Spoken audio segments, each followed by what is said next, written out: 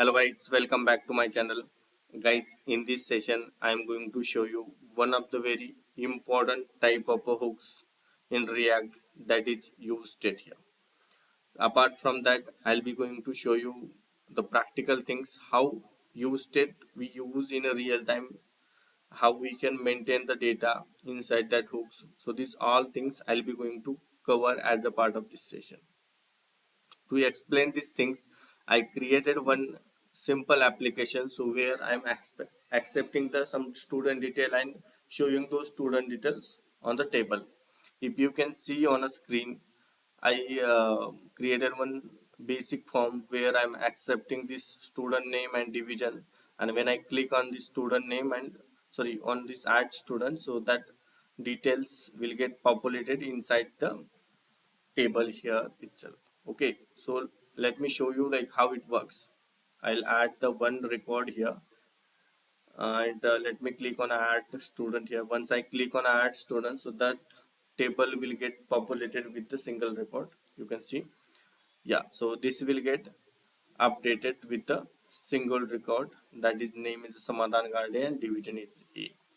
So before going ahead, let me show you the structure of the project, how I created this code. I'll be going to go through the all code to you guys. Let me open the IntelliJ here. Okay, so if you can see here, so this is my project, so demo React application. Under that, as you all know guys, like so which folder we like, what is the intention of these all folders, like what is use of a node model. So I'll explain you again. The node model is used to like hold the all downloaded dependencies. You can see under the node models folder, you can see all required dependencies will get added. So these things required to develop your React application. Apart from that, there is a public folder where you can put your images and all things. This is a SRC folder where you can add your code, like some functions and all things you can maintain inside this SRT folder. Apart from that, there is very important files you can see here, index.html file, so where all component getting rendered under this root id or root div, you can say. And so this is the script location. So this is the main model, you can see. And this is the path of the main model or main script. So from that script our application will get bootstrapped, you can say. So I'll show you the how the main .tsx file looks. Apart from that, the main thing is here, that is package.json file, which contains the application details. You can see this is the application details, script details. Apart from that, it contains some dependencies which are required at production, some are required at development. Okay, so these get all get configured here. And let's go to the src folder. Under the src folder you will get the main.tsx file. As I explain you, you can see inside this index.html file we added one script location. So that script location saying the main.tsx details. Okay, so this is the main file from where our program or our application will get triggered. And you can see the react dom dot create a root, so it will create the root under this root div, you can say, which you can like like inside the index.html file you have mentioned, like we have one div which having the id as a root. Okay, under this root all component getting rendered. So this is the main component app.tsx, and under this app.tsx we render the sub component, so that we created and that we required to development. Okay, so this is the basic structure guys. Apart from that, this is the index.css file where you can add your css for the whole application. Apart from that, you can use this So this is the main component, you can say. From this main dot tsx file we configure this is as a main component, and let's open this main component. Okay, now let's understand the how this application work. Then why we need the state here. So what is the use of state here? So states are used to maintain the or track the state inside the functions. Suppose what is the state here? States are nothing but your variables. Okay, so this is one function, and under this function when we execute this function, so after that we don't see the details of the student details. Okay, student details variable, I want to maintain the state for multiple renders. Suppose I render one time, okay, I render one time these details, then whatever details I added inside the student details, it will get flash because of we call this function again, and this is one of the functions. So, and you know the functions are stateless. Okay, we cannot maintain the state inside the function. So we can maintain the state inside the classes, but not in functions. No, functions are mainly used to perform some temporary actions. Okay, suppose I want to add some details. So when I click on the, when I pass the argument to add the student details. Okay, and the what is the use of those function, what is the main intention behind that function? To add the student details. Apart from that, he's not going, so that function is not going to maintain the what he added inside the table. Okay, what that function added inside the table, that function is not responsible to maintain. To maintain those details we require the hooks. Okay, then if you can see I declare these hooks here. So this is the very important hooks in your React. So this is the state, use state, one of the hooks type. See, this use state having the two parameters, you can see. One is the, so three things you need to remember.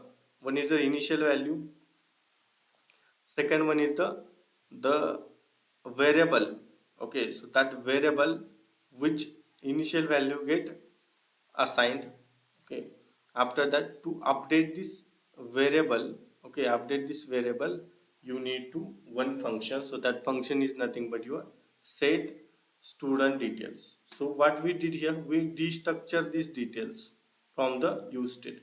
Use state returns the two details, one array, you can say, and from that array we destructure the two functions or two details. One is the that variable, and another is the to update that variable, one is the function.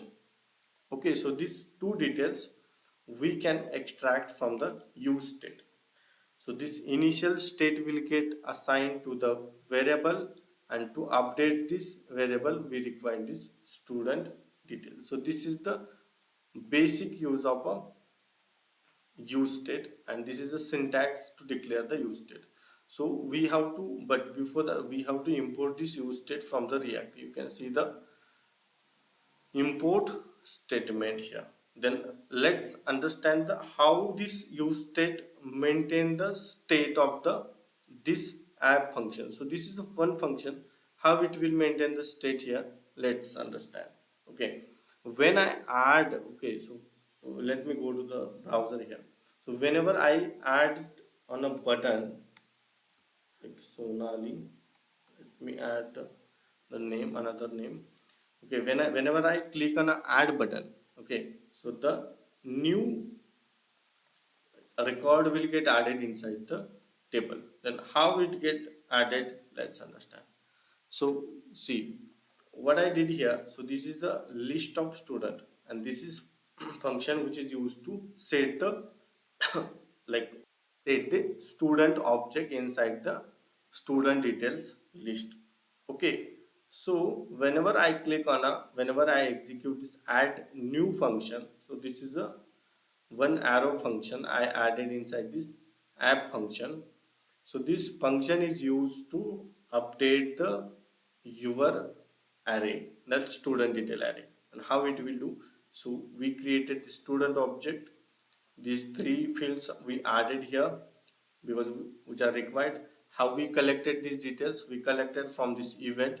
So this form event, from the form we retrieve these details and create one object, and I push that object into the existing student details, and after that I set that state by using this paired operators. Paired operators are used to create the clone of the objects, and I created the clone for this student details array and added into the new array.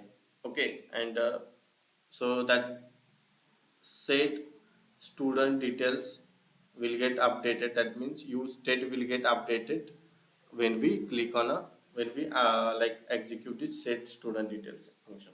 Okay, so this is the way we updated the state here, and we added it. Okay, now let me go through the code here, how it works.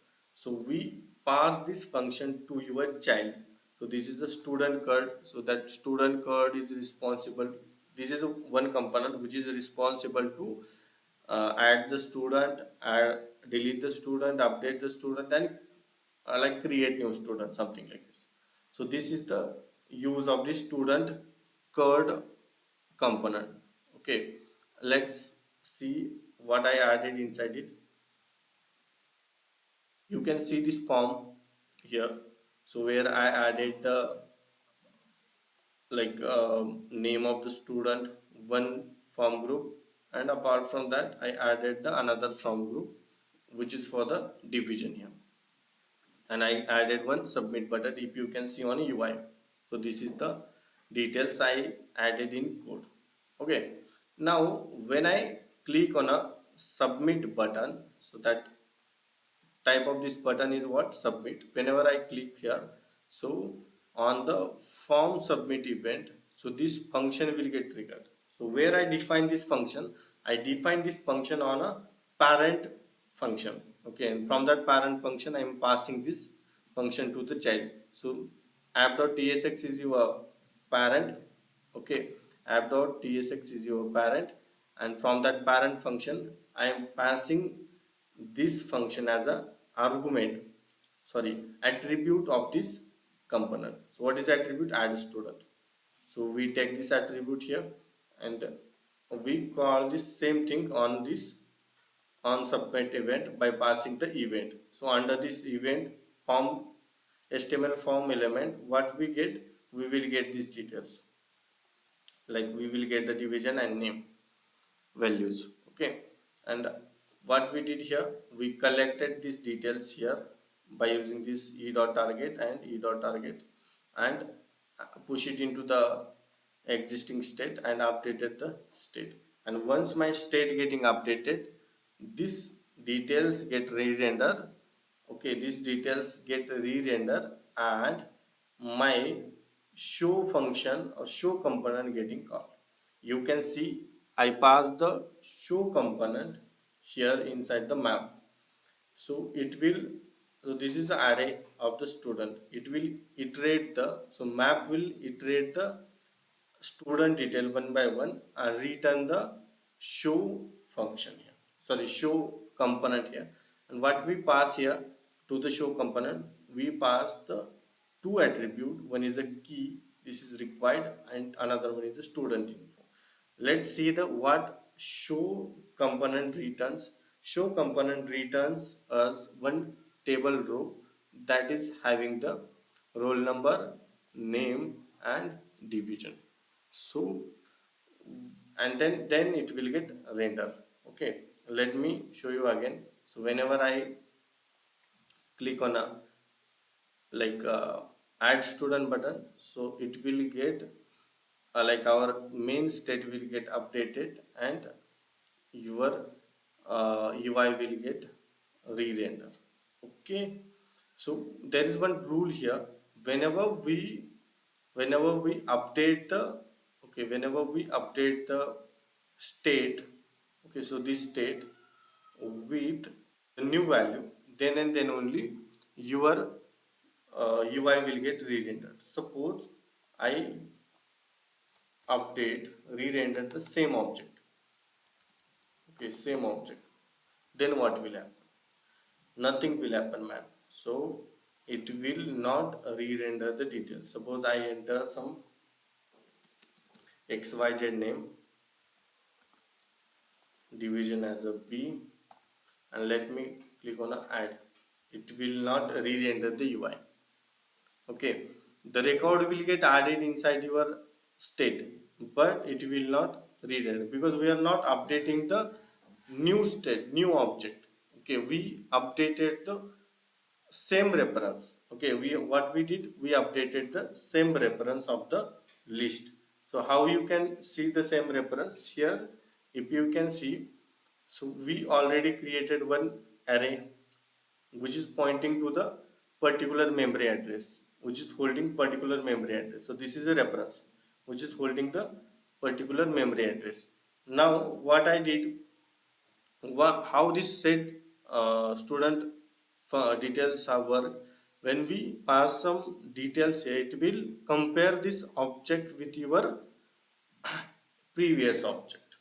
Okay, it will compare the object with the previous state or object, and then it will decide if object references get changed. Okay, both object pointing to the different, so new one get updated with your uh, with your state, in your state. Okay, now how you can achieve this? You have to use the paired operator and clone it, these details into a separate array, clone these details into a separate array and update the state. Now when we use it like this, then you can see the changes on UI. You can able to add the, or I can able to add the details, and this will get rendered on UI. So that's all guys, that's all about the use state guys. So I'll be going to create the more videos about the other hooks, like use memo will be there, use effect will be there, use context will be there, so context APIs and all things. So these all things getting covered in this tutorial. So that's all guys, so thank you for watching this session. Thanks.